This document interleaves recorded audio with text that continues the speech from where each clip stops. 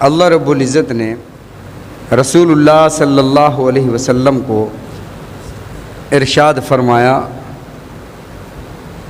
اور یہ حدیث قدسی ہے۔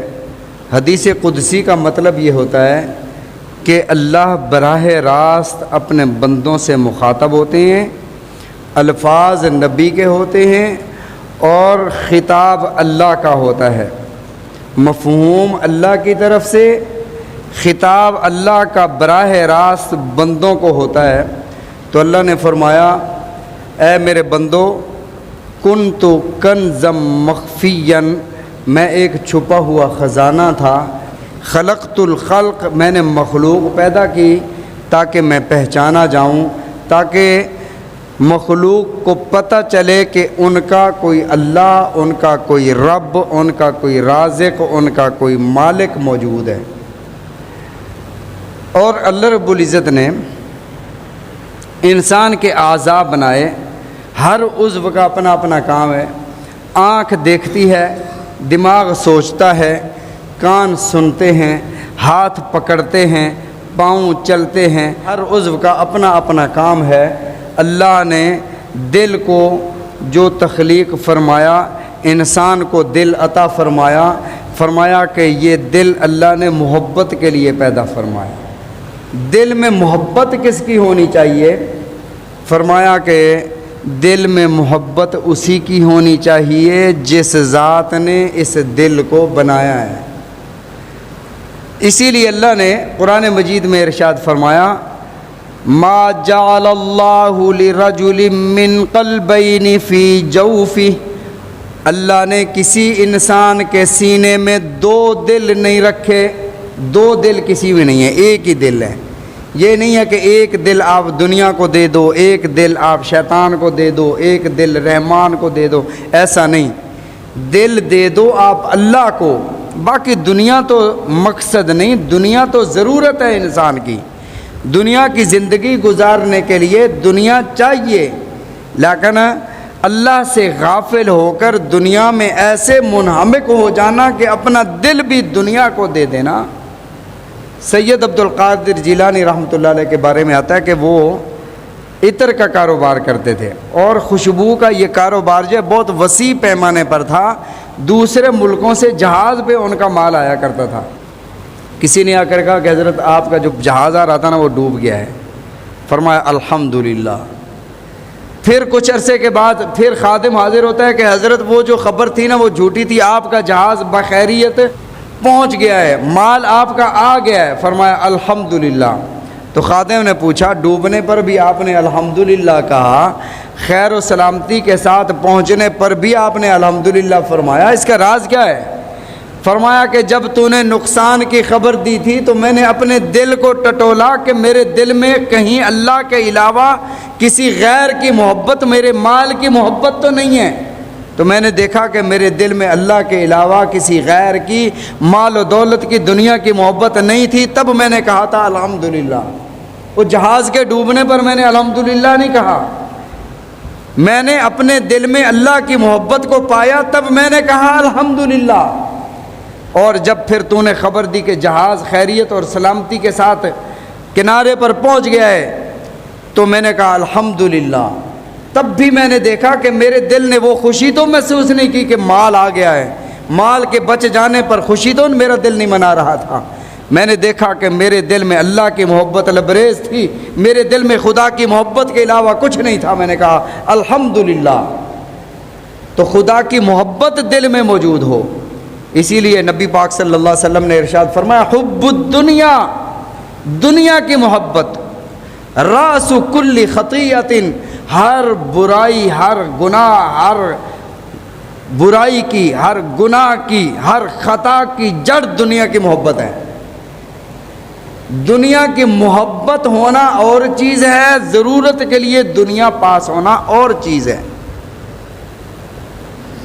اللہ رب العزت نے سورہ بنی اسرائیل میں فرمایا کہ جو اللہ نے تمہیں دولت اور رزق عطا فرمایا اس کو اللہ کی راہ میں خرچ کرو، لیکن ایسا نہ کرو کہ کل البسط، ہاتھ کھول دو، سارے کا سارا خدا کی راہ میں لٹا دو، اور کل کو ایسے بیٹھ جاؤ محتاج ہو کر کہ تمہیں دوسروں کے سامنے ہاتھ پھیلانے پڑیں، اس قدر بھی ہاتھ نہ کھول دو، وہ اپنے ہاتھوں کو گردن کے ساتھ بھی باندھ کر بخیل نہ بن جاؤ کہ اللہ کی راہ میں دینا ہی چھوڑ دو۔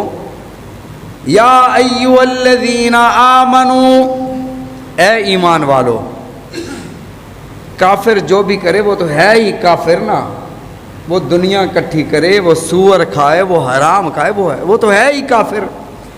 اللہ نے فرمایا ایمان والو، یا ایھا الذین آمنوا لا تلہکم، اے ایمان والو نہ ہلاکت میں ڈالے، نہ برباد کرے تمہیں، لا تلہکم اموالکم ولا اولادکم عن ذکر اللہ، تمہاری اولاد اور تمہارا مال تمہیں اللہ کے ذکر سے کہیں غافل نہ کر دے۔ خیال رکھنا، دنیا اور دین دونوں کو ساتھ ساتھ چلانا ہے، لیکن اپنے دل میں جو محبت ڈالنی ہے وہ صرف اللہ کی ڈالنی ہے۔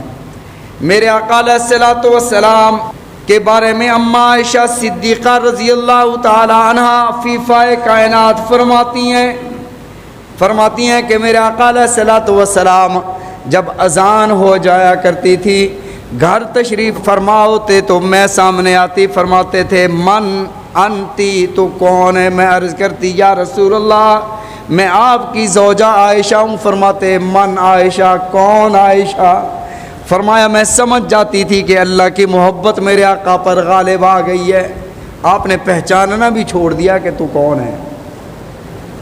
رسول اللہ صلی اللہ علیہ وسلم کے ایک صحابی حضرت عبداللہ، نام کیا؟ عبداللہ ذوالبجادین ان کا لقب ہے۔ یہ لقب کیوں پڑا ہے؟ یہ لقب اس وجہ سے پڑا، میرے آقا علیہ الصلوۃ والسلام کے چہرے اقدس کو دیکھا تو مسلمان ہو گئے۔ رسول اللہ صلی اللہ علیہ وسلم کے چہرہ اطہر کو اللہ نے وہ حسن، وہ جمال عطا فرمایا کہ دیکھنے والے اگر ہدایت کی صلاحیت ان کے دل میں ہے اور ہدایت کی صلاحیت کو ظاہر نہیں کیا تو وہ اسلام لائے بغیر، غلام ہوئے بغیر واپس نہیں جاتے۔ حضرت عبداللہ چوری چھپے مسلمان ہو گئے، گھر والوں کو پتہ نہیں ہے کہ عبداللہ مسلمان ہو گیا ہے۔ یتیم نوجوان، یتیم بچے تھے، جوان ہوئے، یتیمی کی حالت، چچا کی کفالت میں پلے بڑھے، لیکن جس کے ساتھ محبت ہوتی ہے اس کا جب تذکرہ ہوتا ہے تو پیشانی کھل اٹھتی ہے۔ جب کسی کے ساتھ محبت ہو، اس کی باتیں ہو رہی ہیں تو بندے کو پتہ جاتا ہے اس کے چہرے کو دیکھ کر کہ یہ اس سے محبت کرتا ہے۔ محبت خوشبو کی طرح چھپتی نہیں ہوتی، محبت چھپ نہیں سکتی بناوٹ کے اصولوں سے، محبت کبھی چھپتی نہیں ہوتی۔ جب نبی کریم صلی اللہ علیہ وسلم کا تذکرہ ان کے گھر میں ہوتا ہے تو حضرت عبداللہ کا چہرہ کھل اٹھتا ہے۔ چچا نے ایک دن رات کو بیٹھے بیٹھے پوچھ لیا، عبداللہ کہیں تو مسلمان تو نہیں ہو گیا؟ اب اسلام میں جھوٹ بولنا بھی تو گناہ ہے، مسلمان جھوٹ نہیں بولتا، مسلمان کذاب نہیں ہوتا، مسلمان جھوٹی گواہی نہیں دیتا۔ فرمایا کہ عبداللہ سے جب چچا نے سوال کیا، ساری زندگی چچا کے گھر میں پلے بڑھے ہیں، چچا نے خیال رکھا ہے، لیکن اللہ کسی کو یتیم نہ کرے، کسی کی اولاد کو یتیم نہ کرے۔ یتیم بچے کی یہ کیفیت ہوتی ہے، چچا کے ساتھ کھڑا ہے، عید کا دن آ گیا ہے، اپنے اولاد کو چچا خرچی دے رہا ہے، پیسے دے رہا ہے، اب یہ یتیم بھتیجا یہ نہیں کہہ سکتا چچا مجھے بھی نئے نوٹ دو، اسے پتہ ہے کہ یہ میرا ابا نہیں ہے۔ یہ یتیم یہ سوچتا ہے کہ میں نئے نوٹوں کا مطالبہ نہیں کر سکتا، اپنے والد سے اس کے بچے تو نئے نوٹوں کا مطالبہ کر رہے ہیں۔ اپنے کپڑوں کے بارے میں اپنے بچے تو کہتے ہیں کہ یہ سوٹ مجھے پسند نہیں ہے، یہ پسند نہیں ہے، یہ جوتا پسند نہیں ہے۔ یتیم بچے کو جو دے دو وہ قبول کر لیتا ہے، وہ یہ نہیں کہتا یہ مجھے جوتا پسند نہیں ہے، یہ مجھے کپڑے پسند نہیں ہیں، اسے پتہ ہے کہ میرا ابا اس دنیا میں نہیں رہا۔ میرے آقا علیہ الصلوۃ والسلام نے ارشاد فرمایا، خیال کرنا میرے امتیو، یتیم کے سامنے اپنے بچے سے پیار نہ کرنا۔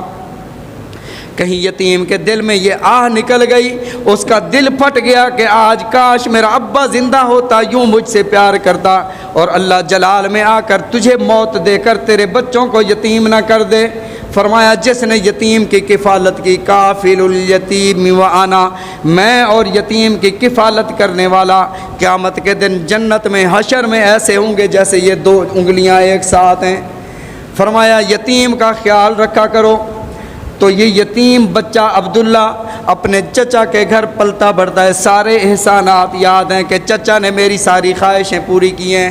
اب چچا پوچھتا ہے عبداللہ تم مسلمان تو نہیں ہو گئے، اپنے باپ دادا کا دین تو نہیں چھوڑ دیا؟ عبداللہ سمجھتا ہے کہ جھوٹ بولنا میرے آقا نے منع کیا ہوا ہے، کذب جائز نہیں ہے، اسلام میں جھوٹ بولنے والے پر خدا کی لعنت برستی ہے۔ عبداللہ کہتا ہے جی چچا میں مسلمان ہو گیا ہوں، میں نے حضرت محمد الرسول اللہ صلی اللہ علیہ وسلم کے دین کو اختیار کر لیا ہے۔ چچا کہتا ہے عبداللہ میرے گھر میں رہنا ہے تو سابقہ دین پر آنا پڑے گا، نہیں تو اس دین کو چھوڑ کر جس کا دین قبول کیا اسی کے پاس چلے جاؤ۔ اللہ کی محبت اس قدر غالب آ چکی ہے عبداللہ ذوالبجادین کے دل میں، عبداللہ بغیر سوچے سمجھے فی البدیہہ جواب دیتا ہے کہ چچا جان میں آپ کو کیا بلکہ ساری دنیا کو چھوڑ سکتا ہوں، اپنی اماں کو چھوڑ سکتا ہوں، لیکن محمد کے دین کو نہیں چھوڑ سکتا صلی اللہ علیہ وسلم۔ عبداللہ جب اپنا فیصلہ سناتے ہیں تو چچا غصے میں آ کر مارنا بھی شروع کر دیتا ہے، کپڑے بھی اتار لیتا ہے، حتیٰ کہ رات کی تاریکی میں ننگا کر کے باہر بھیجتا ہے۔ اللہ کی محبت میں عبداللہ نے اپنا ننگا ہونا گوارا کر لیا۔ اماں دیکھتی ہے کہ بیٹے کو برہنہ کر کے باہر نکالا جا رہا ہے، ماں تو ماں ہوتی ہے، اس کا تو جگر پھٹتا ہے کہ میرے بچے کے ساتھ، میرے یتیم بچے کے ساتھ چچا نے یہ کیا سلوک کیا ہے۔ ماں اٹھتی ہے، ایک چادر لیتی ہے، کہتے ہیں عبداللہ یہ چادر لیتا جا اپنے جسم پر اوڑھ لے، اس ننگے جسم کے ساتھ باہر نہ نکل۔ عبداللہ ان چادروں کو دو حصے کرتا ہے، ایک چادر کے ساتھ اپنا سطر چھپاتا ہے، ایک چادر اوپر اوڑھ لیتا ہے، اور سیدھا چلتے چلتے رات کی تاریکی میں اس کے قدم مدینہ طیبہ کی طرف اٹھ رہے ہیں۔ رسول رحمت صلی اللہ علیہ وسلم فجر کی نماز پڑھ کے فارغ ہوئے، حضرت عبداللہ ذوالبجادین یعنی دو چادروں والے دو حصے کر کے چادروں کو صبح کو نماز کے وقت میں میرے آقا علیہ الصلوۃ والسلام کی خدمت میں پہنچے ہیں۔ میرے آقا علیہ الصلوۃ والسلام نے ارشاد فرمایا دیکھو میرا یہ عبداللہ دونوں جہان قربان کر کے اللہ کی محبت میں آیا ہے۔ رسول اللہ صلی اللہ علیہ وسلم سے عرض کیا یا رسول اللہ اب آپ کا مہمان بن کر رہوں گا، چچا نے نکال دیا ہے۔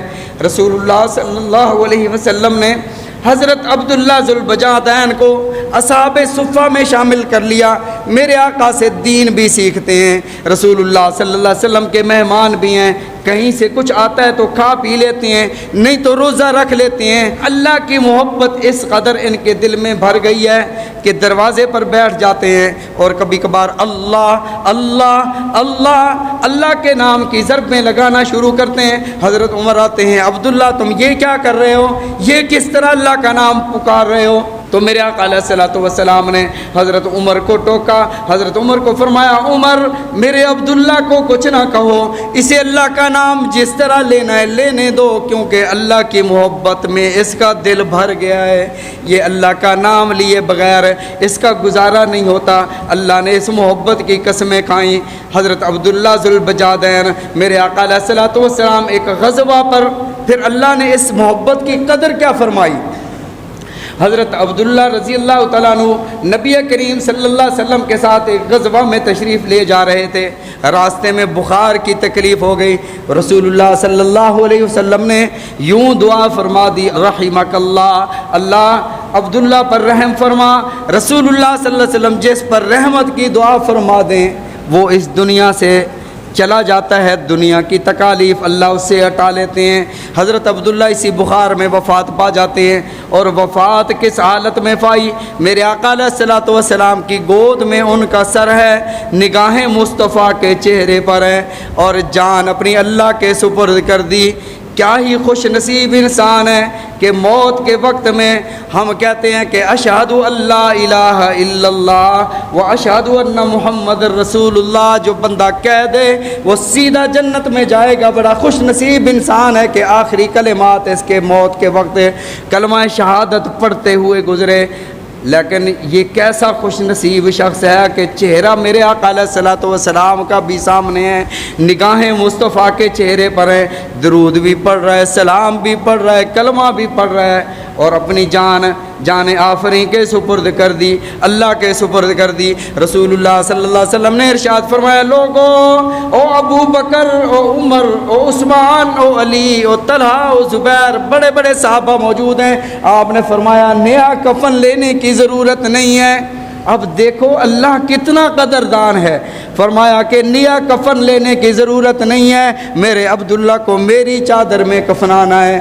جس چادر کو کبھی اللہ نے یا ایھا المزمل فرمایا تھا، جس چادر کو کبھی اللہ نے یا ایھا المدثر خطاب سے نوازا تھا، وہ کملی اللہ نے فرمایا کہ اے میرے محبوب اپنی چادر میں اسے کفنائیں۔ پھر شریعت کا مسئلہ یہ ہے کہ جتنا زیادہ قریبی رشتہ دار ہو میت کو، وہ قبر میں وہی لٹائے گا۔ قبر بنائی گئی، غسل کفن ہوا، اس کے بعد قبر بنائی گئی۔ رسول رحمت صلی اللہ علیہ وسلم خود قبر میں اترے ہیں، فرمایا ابو بکر و عمر، عثمان و علی، عبداللہ ذوالبجادین کو میرے حوالے کر دو۔ آپ نے اپنے ہاتھوں میں لے کر عبداللہ کو قبر میں رکھا اور ایک جملہ ارشاد فرمایا، اللہ اس فرش پر، اس زمین پر میں عبداللہ سے راضی ہوں، تو آسمانوں پر عرش پر اس سے راضی ہو جا۔ حضرت عمر رضی اللہ تعالیٰ عنہ نے جب یہ منظر دیکھا تو حضرت عمر نے ایک تمنا ظاہر کی، کاش کہ عمر کا جنازہ ہوتا، عمر کی قبر تیار ہو چکی ہوتی اور میرے آقا اپنے ہاتھوں سے مجھے یوں قبر میں لٹاتے۔ کتنا خوش نصیب انسان ہے، اس نے اللہ کی محبت میں ننگا ہونا گوارا کیا۔ اللہ نے وہ قدر فرمائی کہ حضرت عبداللہ ذوالبجادین کو کائنات کے سردار حضرت محمد الرسول اللہ صلی اللہ علیہ وسلم کی چادر عطا فرمائی اور آپ کے ہاتھوں سے قبر عطا فرمائی، اور آخر وقت میں میرے آقا علیہ الصلوۃ والسلام نے دعائیں بھی عطا فرمائیں۔ اللہ بڑا قدردان ہے، جو اللہ سے محبت کرے اللہ اس سے بڑی محبت فرماتے ہیں۔ اسی طرح آسیہ کا نام آپ نے سنا ہوگا، حضرت آسیہ فرعون کی بیوی تھی حضرت آسیہ۔ حضرت آسیہ کے دل میں اللہ کی محبت بیٹھ گئی۔ فرعون کو پہلے یہ کہتی رہتی تھی کہ آپ بھی اسلام قبول کر لو، آپ بھی مسلمان ہو جاؤ، آپ بھی حضرت موسیٰ کا دین قبول کر لو۔ ایک دفعہ تو یہ مان گیا، یہ جا رہا تھا اسلام قبول کرنے کے لیے، راستے میں اس کا وزیر مشیر بھی تھا حامان، اس نے کہا بھی آپ ایک غلام کے دین کو قبول کر کے اس کی غلامی کرو گے، جہنم کے آزاد شعلوں کے بدلے غلامی کی جنت کو قربان کر دوں۔ لیکن اس بدبخت کو یہ نہیں پتہ تھا کہ نبی کی غلامی کرنے والا کائنات کا سردار بن جاتا ہے۔ اسی طرح ابو جہل سے کسی نے پوچھا، ابو جہل پہلے تو تم انہیں حضرت محمد رسول اللہ صلی اللہ علیہ وسلم کو صادق اور امین کہتے تھے، لیکن اب تم بڑی مخالفت کرتے ہو، یہ بتاؤ کہ پہلے والی بات تمہاری سچی تھی یا اب والی سچی ہے؟ کیا حقیقت میں حضرت محمد صلی اللہ علیہ وسلم نبی بھی ہیں یا نہیں ہے؟ تمہارا کیا خیال ہے؟ تو ابو جہل ادھر ادھر دیکھ کے کہتا ہے سچی بات یہ ہے کہ یہ پہلے کی طرح صادق اور امین ہیں اور خدا کے پیغمبر ہیں، لیکن اگر میں ان کی مان لوں تو میری سرداری باقی نہیں رہے گی۔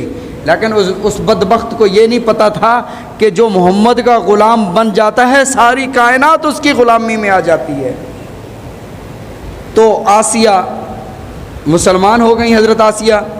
فرعون کافر رہا، انا ربکم الاعلیٰ کے دعوے کرتا رہا۔